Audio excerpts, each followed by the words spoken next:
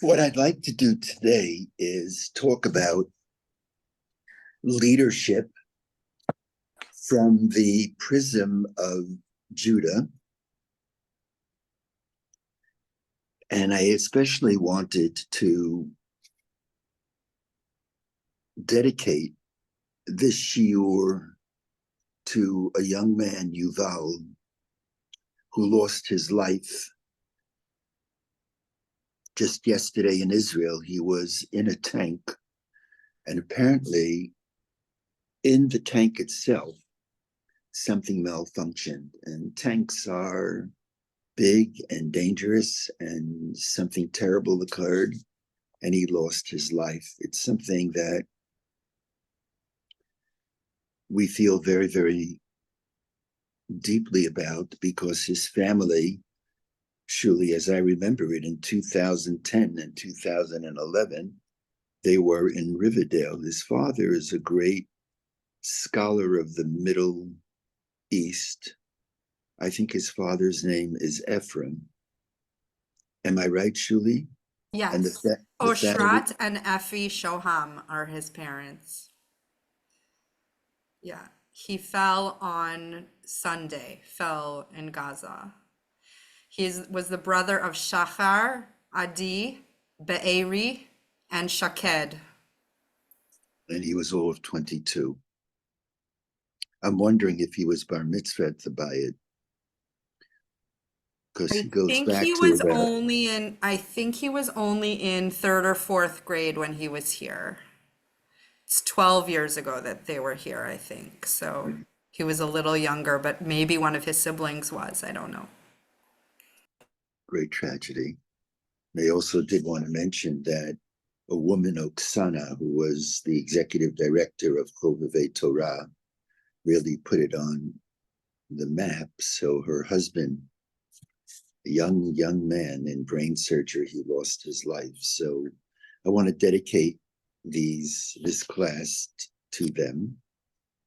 And this is a class that deals with the arc of Judah's life and with a very important aspect of leadership. There are many different aspects of leadership, but one of the most important, Shuli, can I be heard? Yes.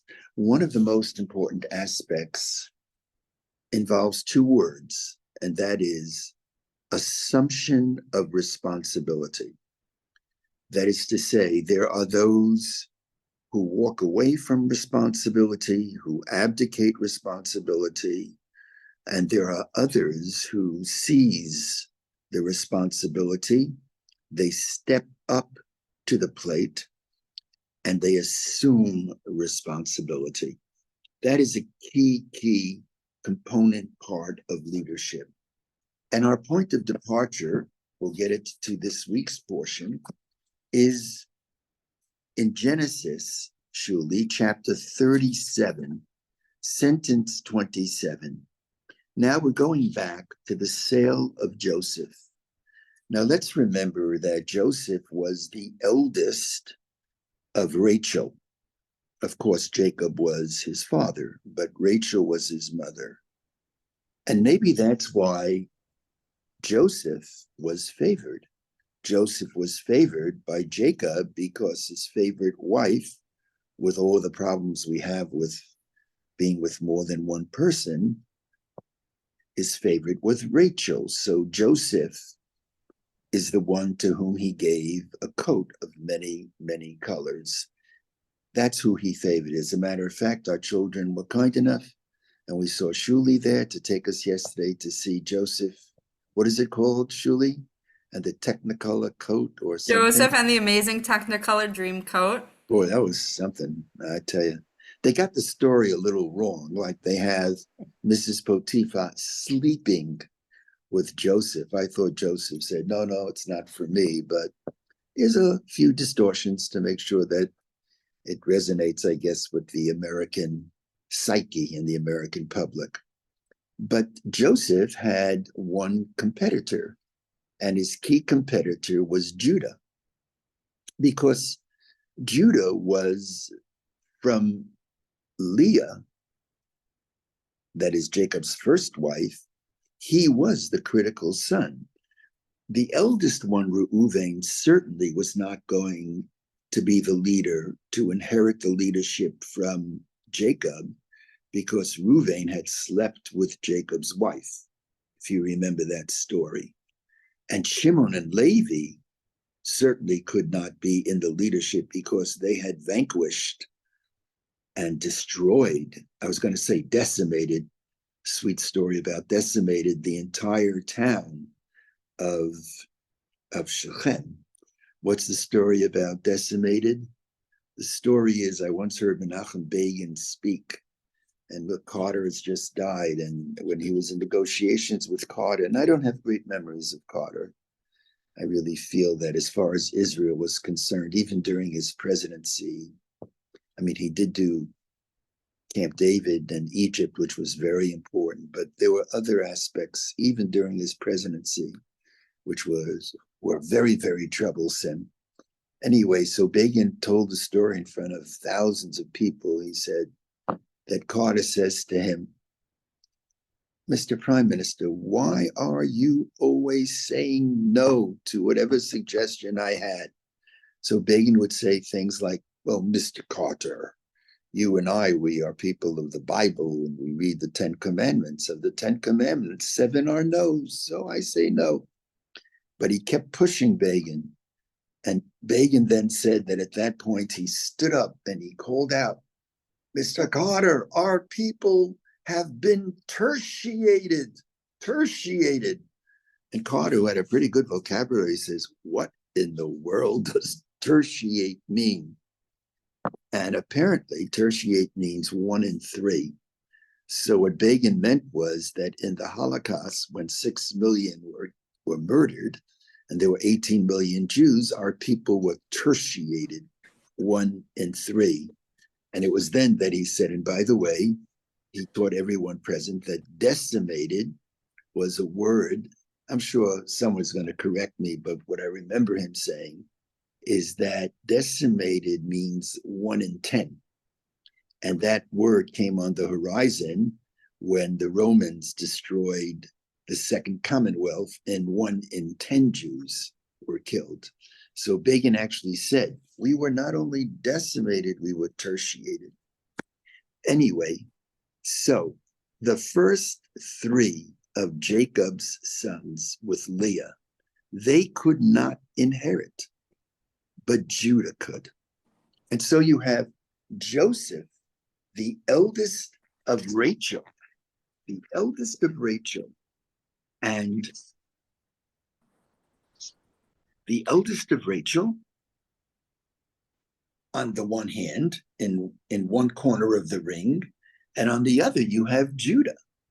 And maybe it's not a coincidence in chapter 37, sentence 27, we're going back to the beginning of the story, where the text says, Vayome Yehuda. Yehuda says, Lechu v'nemkerenu la'yishmaelim. Let's take him out of the pit and sell him to the Ishmaelites. In other words, let's lift him from the pit and sell him to the Ishmaelites. Well, when you do something like that, I mean, it's possible that in a contemporary place, in a contemporary court, that he could have been brought on trial for kidnapping. He is the one who says, sell him, get rid of him. And what we're arguing now, our beginning argument is that Judah sees Joseph as his key competitor. What better way to deal with him, Bible style, than to get rid of him? We'll sell him and we'll never hear from him. We'll never even remember that he was a Jew. Or he understood that if he would be sold to the Ishmaelites, he could be killed as well, but that's what Judah did. Now let's go just a few sentences further to a chapter that is normally skipped, chapter 38, and that's the chapter of Judah and Tamar. And by this time, the brothers have seen that Jacob was so distraught when he was told that Joseph was killed. And look what the text says. Vayihi ba'et hahi. And it was at this time, after Judah was responsible for selling Joseph, after the brothers came back to their father Jacob, and remember, they took Joseph's coat and they dipped it into the blood of a goat and they presented it to him, and Jacob is mourning, and they see the consequences of Judah's act. Vayered Yehuda me'et Echav. And Judah went down from his brothers. In other words, the brothers had lost all confidence in Judah. He was supposed to be the leader. But they turn to Judah and they say, "What have you done?" And here begins a story which I tried to summarize in a few sentences in Torat Ahava, Breshit Shuli, page 151. And I actually want to read it to you because I want to give you a glimpse of the style of writing here, how I tried, often not successfully, but I tried to say a lot in a few words. That's why to really read this book, you really need a chumash near you. It's written in a very pithy way, I pray in a very accessible way. And here's what I write. I write that Judah lacks respect from his siblings as he bears the primary responsibility for the loss of Joseph, having suggested that Joseph be sold. And what happens in chapter 38? Let's review. We're told, number one, that Judah marries. We don't know his wife's name, but Judah marries.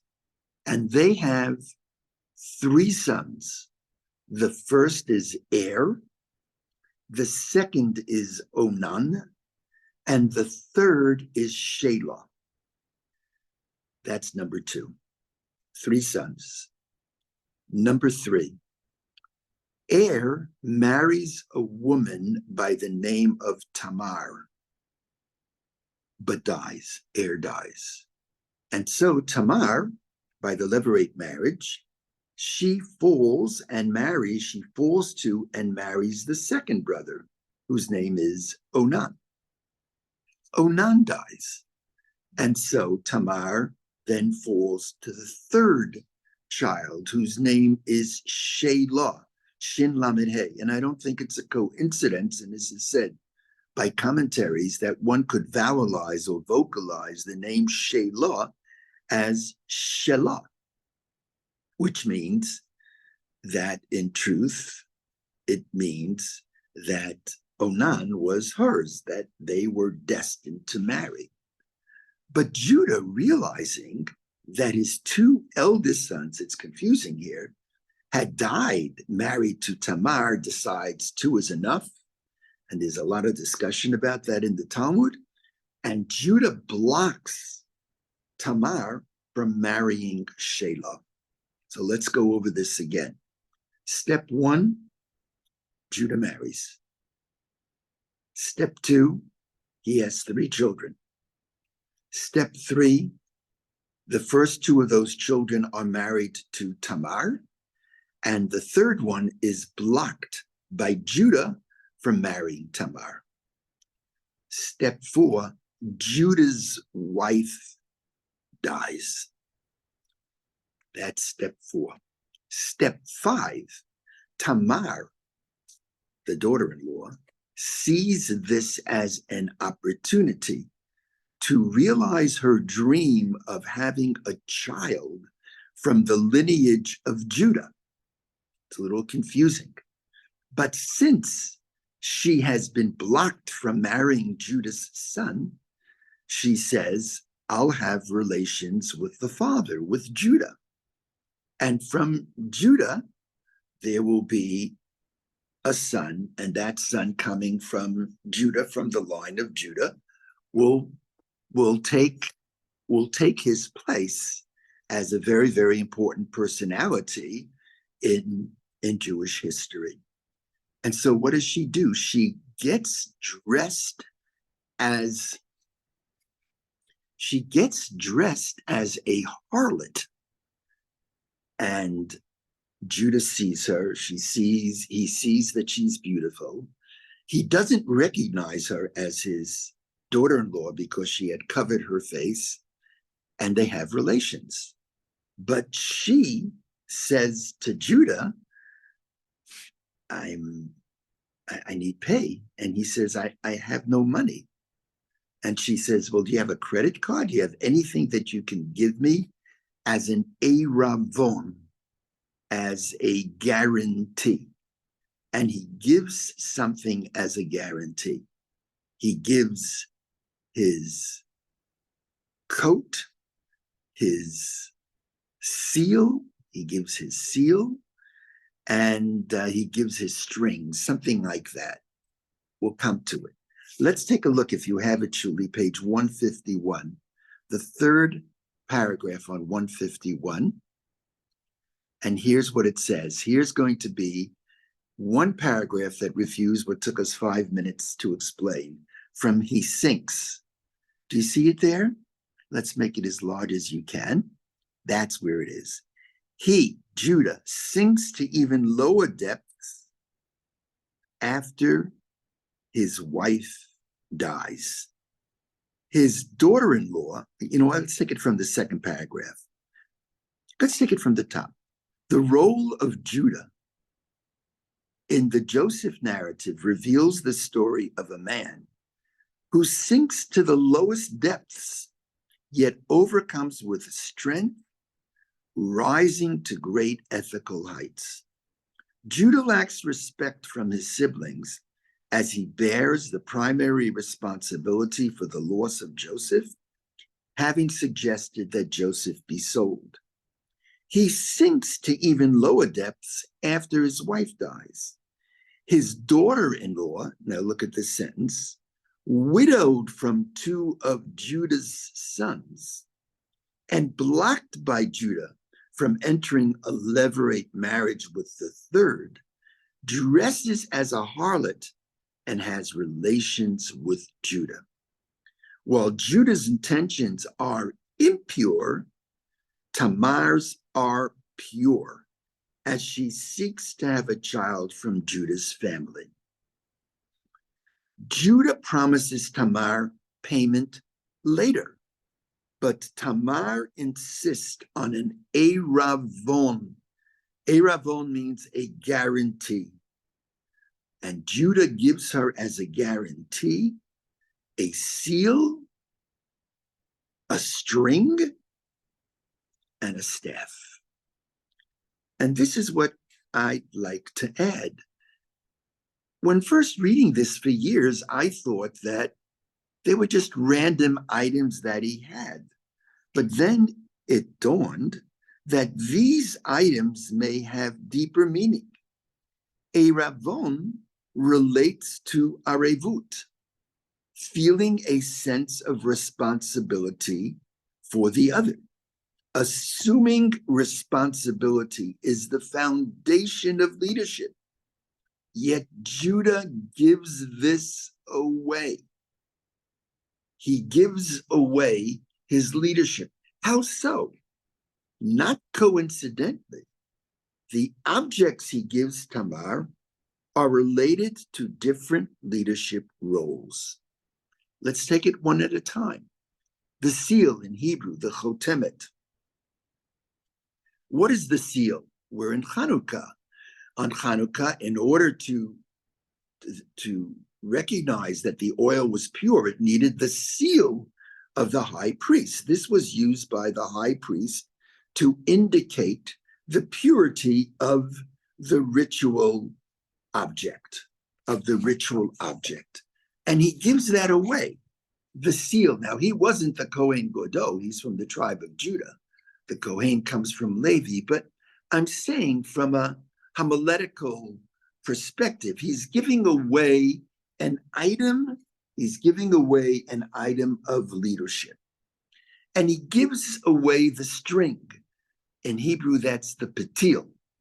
We say that in the portion of the tzitzit, pitil techelet, the strings. More people are wearing the strings out. I'm beginning to wear them out a little bit too, at times, certainly in the house. But each of the 8 strings had 2, which were blue. They're really 4 strings that are folded over, so one is blue. So the string is associated with the coat, which it flows. This is associated with a coat from which it flows. And this is something we've discussed. The coat is the symbol of executive or royal leadership. If one wears the coat, one leads. Without it, one's leadership is in jeopardy. Every time in the Bible, you see the coat being taken off, that means your leadership is lost. That's the symbol. So what do they do with Joseph? Jacob gives Joseph a coat of many colors. More deeply, it means he is presenting him with the possible role of being the leader. The brothers take the coat and strip it from Joseph because they don't want him to be the leader. In the book of Samuel, when Saul wears a coat, he's the king. When David cuts his coat, it means that David is taking the kingship from him. And finally, there is the mateh. There is the staff. And what does the mateh represent? We're going to be reading about it soon. The staff. This was carried by the prophet wherever he went. And so if I can face everyone, Shuli, what is Judah doing now? Judah has sunk so low. He, after all, was responsible for the sale of Joseph. Now, 2 of his sons has died. He blocks the 3rd from marrying Tamar. From his perspective, he is really, as my father would have said, he's down in the dumps. And after his wife dies, it's really painful to read about this, how he blocks Tamar. She remains a widow. And he, as soon as he loses his wife, he's off to the bimbos, and he has this relationship with a woman whom he feels is his prostitute. And in the process, what is he doing? He's saying, I'm going to abdicate leadership. He gives away his eravon. I want to say a word about that word. There is the lender and the borrower, the malva and the lova. Now, the lender wants to make sure that the borrower is going to return whatever money he's lent out. So the borrower insists that the lender have a guarantor. He wants a suretyship. And the guarantor is called the orev. Orev means, the word orev really is mixture. For example, erev tov. Erev is not Lila. Lila is, it's really dark outside. Erev is, it's betwixt and between. It's a little light, little dark. It's dusk. It's getting dark. It's a mixture of light and darkness.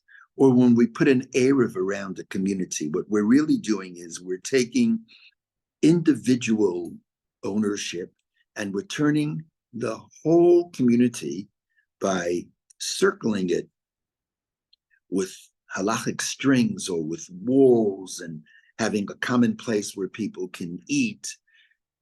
And we turn individual homes into what can be called a communal encampment. That's what an Orev is. The Orev says, look, I am going to bear responsibility. I am going to kind of mix with the debtor. And if the debtor doesn't pay, I will pay. And what does Judah do? Judah gives it all away. He's abandoned his leadership. He's hit rock bottom. And he's really hit rock bottom. And now, having reached the bottom, when people are most dangerous, or thank God, perhaps are most in a position to succeed when they're all the way at the bottom of the heap. They could turn it around, just as I think we're most vulnerable when we're at the top of the game and we feel we're invincible. Invincibility is the pathway to the end, not to make it. But Judah now, suddenly he turns around. And what happens in this story is Tamar becomes pregnant. And Judah very self-righteously says, my daughter-in-law Tamar, she was supposed to marry Shelah, whom he blocked Tamar from marrying, but he says she was connected to him. So what she did, could you imagine, he says this was an adulterous union. Maybe he's getting even lower now. And he says, she's to be embarrassed. It's capital punishment. She's got to be put away. And then in this remarkable moment, let's go now back, Shuli, to chapter 38. In chapter 38, sentence 24, here's what it says. Vayugad liYehuda lemor, and Judah was told, Zanta Tamar kalatecha, your daughter-in-law Tamar has committed adultery. Vayome Yehuda, Yehuda says, that's a capital offense, take her out to be killed. Sentence 25, he mutzet, she was being brought out to be killed. Vehi sholcha el chamio lemor, and she sends a subtle message to her father-in-law. Of course, Judah doesn't know Tamar is his daughter-in-law, but Tamar knows. She sends a message to her father-in-law and says the following, quote, Le'ish asher elelo anochi hara. Whoever is the owner of this seal, the string and the staff, he's the person who impregnated me. Vatomer, and she says, if we can point to it, my dear Shuli, Hakerna, recognize, Lemi hachotemet vaptilim vamateha ele. Who is the owner? And at that moment, Vayaker Yehuda, and Yehuda recognizes them, Vayomer, and he says, Tzadka mimeni, these two words. She is right, and I am wrong. And at that moment, the very Judah who had withdrawn from responsibility, who had abdicated responsibility, he has the inner strength to say, I will assume responsibility. She is right. I am wrong. I am the father of these children. The story of Judah's life is really a story of one who descends to the lowest depths, reaching really the lowest depths when he gives away these symbols of leadership. As a matter of fact, when he tries to reclaim it, he's told they can't be reclaimed. And he said, well, let her have it. Let whoever this woman is, let her have it. I don't want to reclaim it. Maybe it will cause too much of a stir and people will investigate and see that it comes back. I give it away. I give it away. I'm not interested. And then there's an abrupt turnaround. The person who had abdicated now is assuming leadership. He begins to assent when he admits that he's fathered the children, and bearing it, he says, Tzadka mimeni. One last point, because I know Shuli has to leave. He continues Judah to assent as he takes the lead role in bringing the larger family of Jacob together. This occurs when, let's move on in the story. We can take a look at chapter 43, the last thing, Shuli, 43, sentence 9. Now we're up to last week's portion. In chapter 43, sentence 9, the brothers had already come back with some food, but they were instructed by Joseph, whom they didn't recognize, the second to the king, that you can only return if you come back with Benjamin. And Jacob said, I don't want to send Benjamin with you. I already lost Joseph. I don't want to lose Benjamin. And as a matter of fact, Joseph kept Simon as a hostage, but I don't want to give up Benjamin. Benjamin is now the oldest one because Joseph he feels is gone. The oldest one from Rachel. And at that point, look at this glorious sentence, one of my favorite in the Torah. It's chapter 43, sentence 9. Look at this sentence. In chapter 43, sentence 9. Well, let's take it from 8. Vayome Yehuda el Yisrael aviv. Judah says, Shilcha hanar iti v'nakuma. Send a child, send Benjamin with me, and we will go and we will live. We'll bring back food. And then he says, Onochi e'ervenu. I will be the guarantee. And if I don't bring him back to you, I will have sinned all the days of my life. Anochi e'ervenu. Friends, listen closely. I get the chills when I think of this.